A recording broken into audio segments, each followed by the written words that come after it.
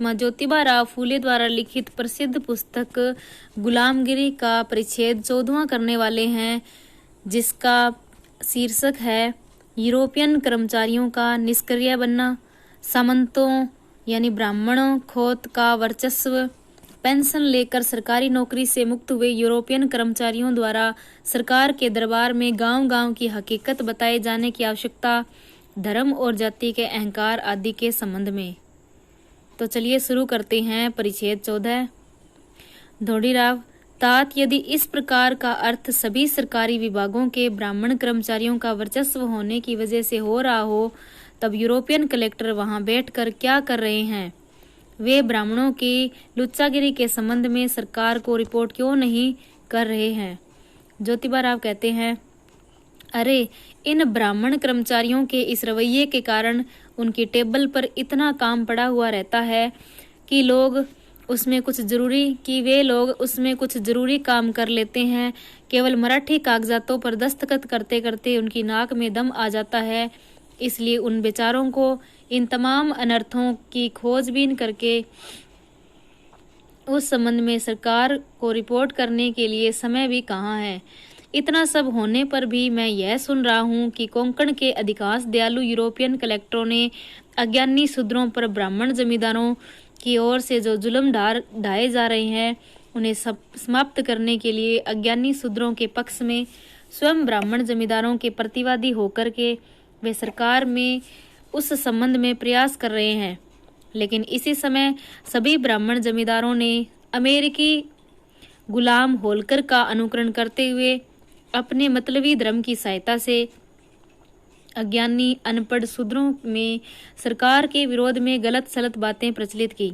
इसकी वजह से अधिकांश अज्ञानी शूद्रों ने यूरोपियन कलेक्टरों के विरोध में संघर्ष करने की तैयारी की। उन्होंने सरकार को कहा कि हम लोगों पर ब्राह्मण जमींदारों का जो अधिकार है उसको वैसे ही रहने दिया जाए। यहाँ के ब्राह्मण जमींदारों ने अज्ञानी अनपढ़ शूद्रों को शैतानों की तरह अपनी मुट्ठी में कर रखा है और अपनी इस भोली वाली सरकार को अज्ञानी अनपढ़ शूद्रों के विरोध में मानसिक रूप से खड़ा कर दिया। ब्राह्मण खोतों की इस तरह की चालबाजी की वजह से उस परहितकारी यूरोपियन कलेक्टर पर भी किस तरह की स्थिति गुजर रही है वह देखिए।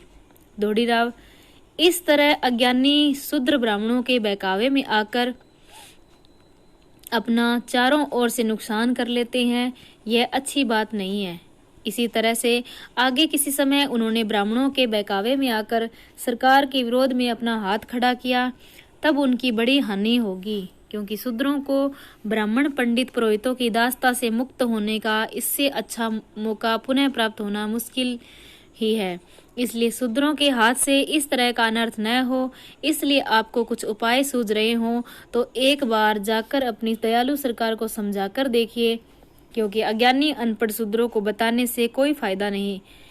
यदि उसके उपरांत भी शूद्र समाज के लोग मूर्ख के ही मूर्ख बने रहना चाहते हैं तो उसके लिए आप भी क्या करेंगे? ज्योतिबा राव इसके लिए उपाय के तौर पर मेरा यह भी कहना नहीं है कि अपनी दयालु सरकार को सबसे पहले ब्राह्मण समाज की संख्या के अनुपात में सभी विभागों में ब्राह्मण कर्मचारियों की नियुक्ति नहीं करनी चाहिए, लेकिन मेरा कहना यह है कि यदि उसी अनुपात में शेष जातियों के कर्मचारियों न मिलते हों तो सरकार को चाहिए कि वह उनके स्थान पर केवल यूरोपियन कर्मचारियों की नियुक्ति करे।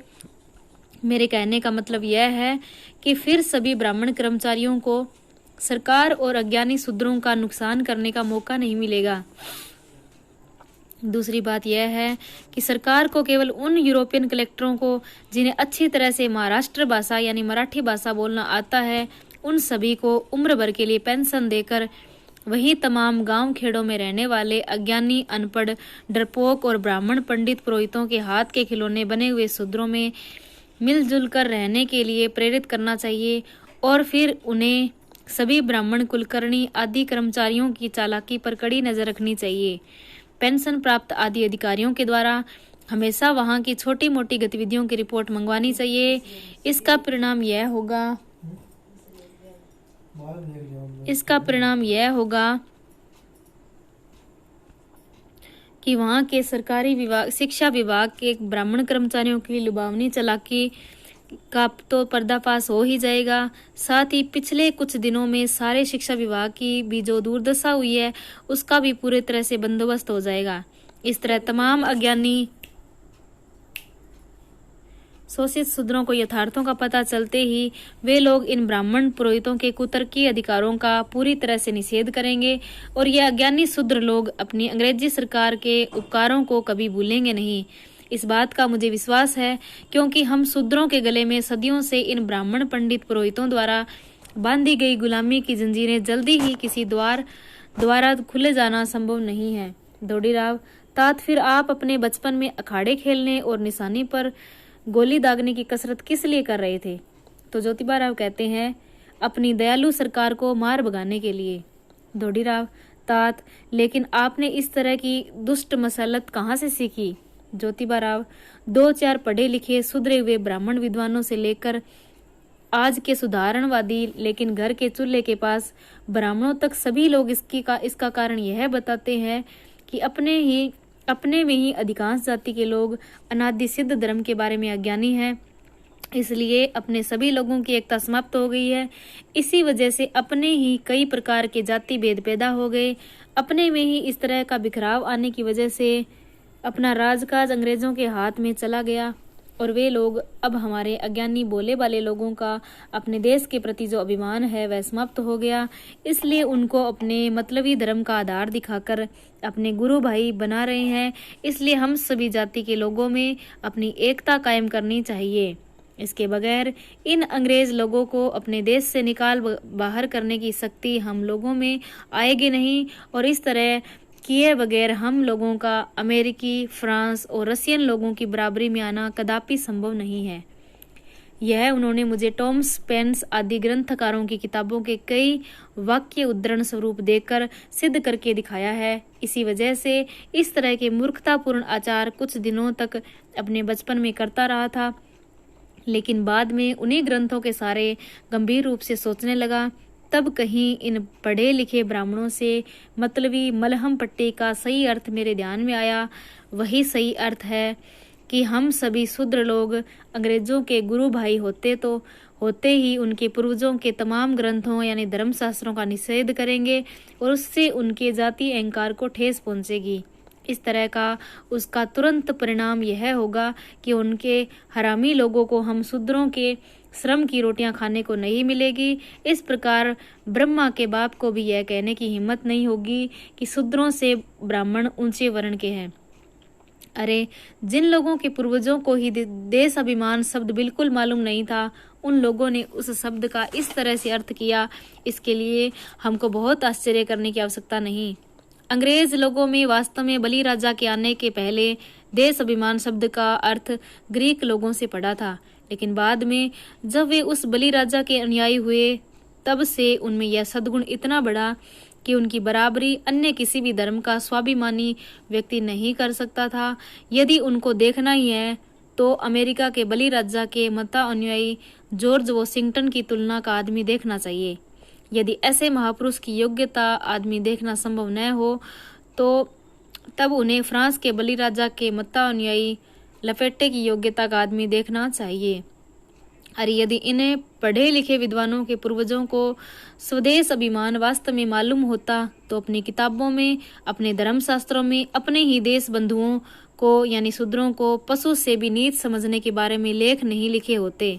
वे ब्राह्मण पंडित पुरोहित वर्ग के लोग मेला खाने वाले पशु का गोमूत्र पीकर पवित्र होते हैं, लेकिन शूद्रों के हाथों का साफ सुथरा झरने का पानी पीने से भी अपने आप को अपवित्र समझते हैं।